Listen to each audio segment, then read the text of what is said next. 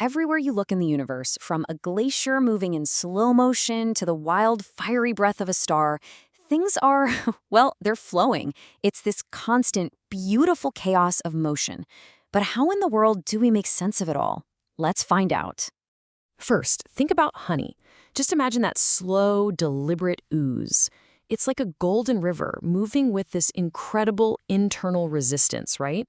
Each layer just slides over the one below it, all very predictable, very orderly. That's the world of high viscosity, where that internal friction is king. Now let's flip the script. Picture the air, totally invisible, rushing over the wing of a jet.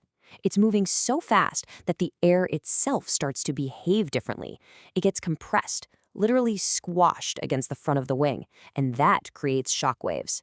We're talking about the heart of high-speed aerodynamics here. And then there's chaos.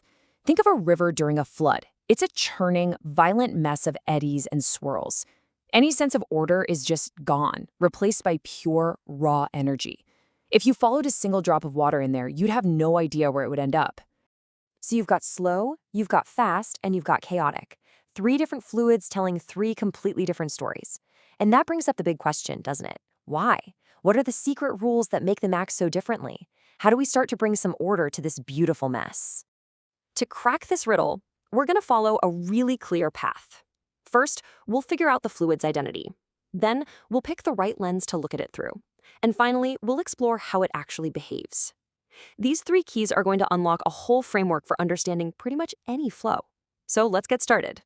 Okay, our first key is the most basic one. Before we can even talk about how a fluid moves, we have to ask a simple question. What is this stuff? What are its built-in properties? It's all about understanding its fundamental nature. In physics, we love to start with simple ideas. So we have this concept of an ideal fluid. It's kind of the physicist's dream. It flows perfectly with 0 internal friction. But of course, out here in the real world, every fluid, whether it's air or honey or water, has something called viscosity. Just think of it as the fluid's internal stickiness.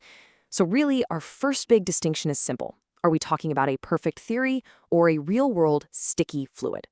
All right, so once we know what the fluid is made of, our second key is all about choosing our perspective. See, the way we describe a flow depends entirely on how closely we're looking at it. Are we taking the 30,000-foot view, or are we zooming all the way in to the microscopic level? And this choice of perspective is really fascinating. For most things in our daily lives, like water coming out of a faucet, we can just treat the fluid like it's one continuous thing, like a smooth, unbroken piece of jelly. But what if you're studying a gas in a near vacuum, or fluid moving through a tiny little nanochannel? Well, that jelly model completely falls apart. You have to zoom in and see the fluid for what it actually is, a whole bunch of tiny individual marbles bouncing off each other. So how do we choose, jelly or marbles? Well, we've got a really powerful tool for that. It's called the Knudsen number. It's just a simple ratio. It compares how far a molecule travels, on average, before it smacks into another one, with the size of the thing it's flowing through. This number tells us, with real precision, which lens we should be using.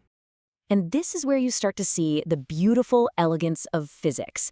The Knudsen number, which is all about the microscopic world of bouncing molecules, isn't off on its own. It's directly connected to 2 other numbers that describe the big picture world, the Mach and Reynolds numbers. What this really shows is how things like stickiness and compressibility on our scale actually come from all those tiny collisions. It's an incredible bridge between 2 completely different worlds. Okay, so we know what our fluid is, and we know what lens to look at it with. Now we can finally use our third key, which is all about describing its motion. This is where we learn the language to classify the patterns and the actual behavior of the flow itself. Now, this is probably the most famous distinction in all of fluid mechanics, laminar versus turbulent flow. The best way to think about it is like a constant tug-of-war. On one side, you have the fluid's inertia, its tendency to just keep plowing ahead. On the other side, you have its viscosity, that internal stickiness, trying to slow things down and keep order. When the stickiness wins, you get that smooth, layered laminar flow, like pouring syrup. But when inertia wins, all heck breaks loose, and you get chaotic, swirling, turbulent flow, like a raging waterfall. So who's the referee in this tug-of-war? That would be the Reynolds number. It's literally just the ratio of those inertial forces to the viscous forces. A low Reynolds number means viscosity is in charge, and the flow is all smooth and laminar. A high Reynolds number means inertia is winning the fight, and the flow is probably going to be turbulent. Honestly, it's one of the most powerful predictive tools in all of science and engineering.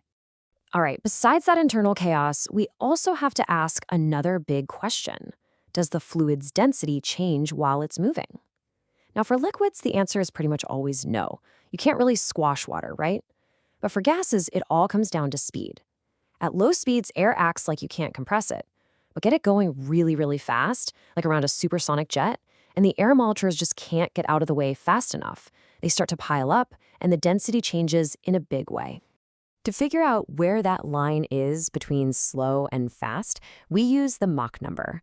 It's just the ratio of how fast the flow is going compared to the speed of sound in that same fluid. The speed of sound is basically the speed limit for information in that fluid. So if you're moving faster than that information can travel, the fluid ahead of you literally doesn't know you're coming yet. And this brings us to a really practical, handy tool. Engineers figured out that if the Mach number is less than 0.3, meaning the flow is less than 30% of the speed of sound, any density changes are so tiny that you can just ignore them. This rule of thumb makes life so much easier when you're doing calculations for everything from designing a car to predicting the weather. This quote from the source material really hits the nail on the head.